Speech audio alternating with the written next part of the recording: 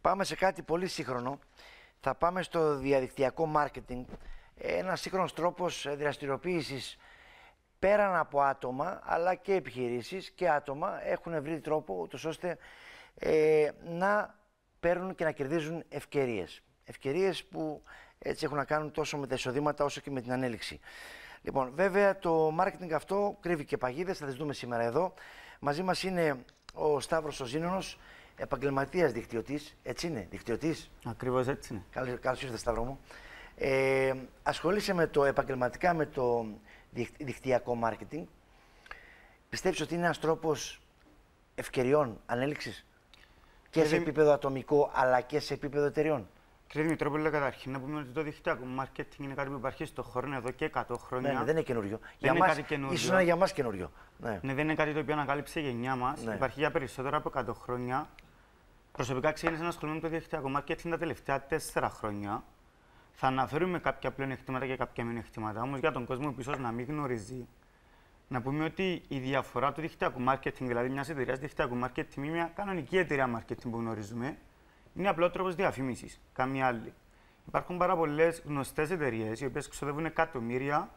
Παράδειγμα, ο LeBron James, ένα από του καλύτερου ποδοσφαιριστές, Ναι. πέρσι είχε πάρει 55 εκατομμύρια για να διαφημίσει τα προϊόντα συγκεκριμένη αθλητική εταιρεία. Οι εταιρείε δικτυακού marketing ξοδεύουν εκατομμύρια σε απλού ανθρώπου σαν και εμά για να διαφημίσουν τα προϊόντα του. Υπάρχουν εταιρείε που δίνουν ακόμη και το 65 με 70% των συνολικών εσόδων για να διαφημίσουν τα προϊόντα του.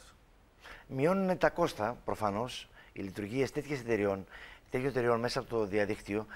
Μειώνουν και τα κόστα και δεν ξοδεύουν το κομμάτι, το budget που πρέπει που διαφημίζουν κάποιοι άλλοι έτσι, για τη διαφήμιση των προϊόντων τους.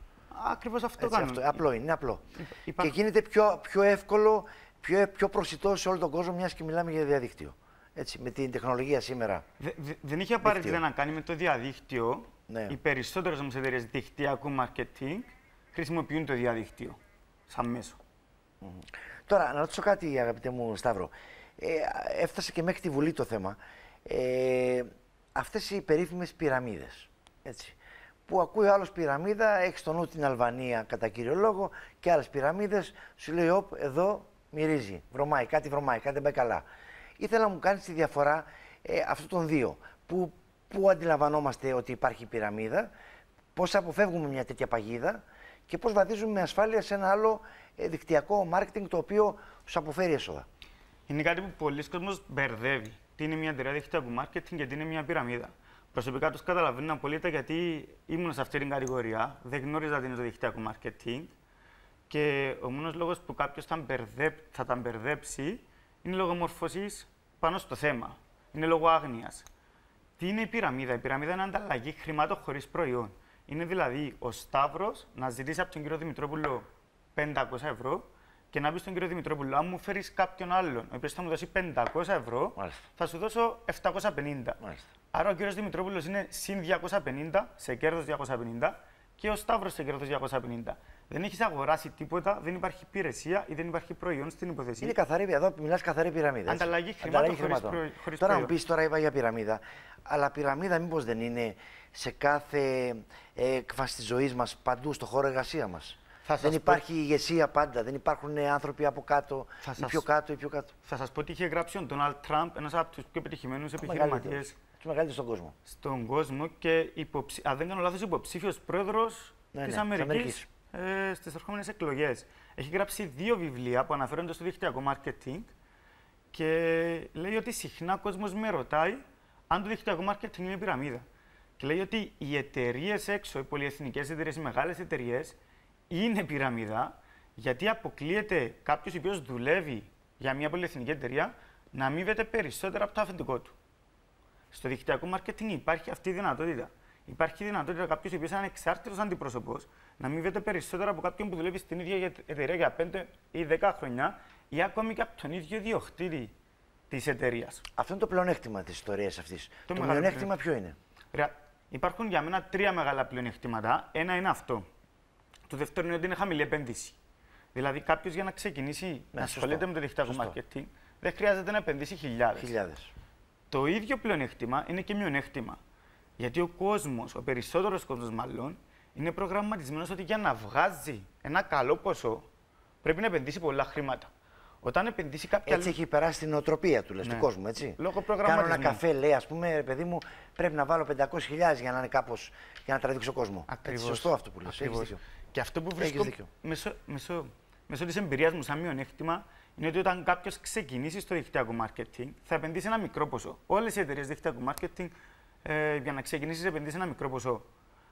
Αν στην αρχή δεν έχεις επιτυχία, που ό,τι κάνεις τις πρώτες σου μέρες, είναι δύσκολο να έχεις επιτυχία γιατί δεν έχεις εμπειρία. Και εσείς φαντάζομαι, σαν δημοσιογράφος, στις αρχές σας θα βρείτε κάτι πιο σκουρό. Ο καθένας στο επάγγελμά του στην αρχή, η έλλειψη εμπειρίας σου οδηγεί να κάνεις και λάθη και λάθος επιλογές και πολλά άλλα τέτοια. Ναι. Ακριβώς. Πιστεύω ότι για να κερδίσεις πρέπει να μάθεις. Και στην αρχή πάντα μαθαίνεις. Στο δικτυακό marketing, επειδή είναι μικρή επένδυση, πολλοί άνθρωποι δυσκολεύονται να μάθουν. Γιατί με το πρώτο εμπόδιο που υπάρχει σε όλα τα επαγγέλματα, με την πρώτη αποτυχία, εύκολα εγκαταλείπει. Σε αποθαρρύνει. Ναι. Τώρα, η δικιά σου εμπειρία λέει ότι αξίζει τον κόπο κάποιος να ασχοληθεί με το δικτυακό marketing. Αξίζει τον κόπο για 3 λόγους. Ο πρώτος λόγος, τον είχα πει, είναι χαμηλή επένδυση. Δεν ξέρω πολλές ευκαιρίες σήμερα που κάποιος νέος θα μπορούσε να επενδύσει αν δεν έχει από πριν τα χρήματα και να ξεκινήσει να κάνει έσοδα. Δεύτερο, είναι part-time. Δηλαδή, δεν χρειάζεται κάποιος να αφήσει τη δουλειά του ή το 8ωρο του, είτε αυτό που κάνει ήδη σήμερα και βγάζει κάτι για να ξεκινήσει να κάνει αποκλειστικά δικτυακό marketing. Μπορεί να το κάνει με επιτυχία part-time. Με αυτόν τον τρόπο ξεκίνησα και εγώ πριν από 4 χρόνια. Τρίτο και σημαντικότερο είναι η υποστήριξη από το σύστημα. Ποιες είναι οι πιθανότητες αν εγώ θέλω να ανοίξω σήμερα μια επιχείρηση. Ας πούμε, θέλω να ανοίξω ένα εστιατόριο.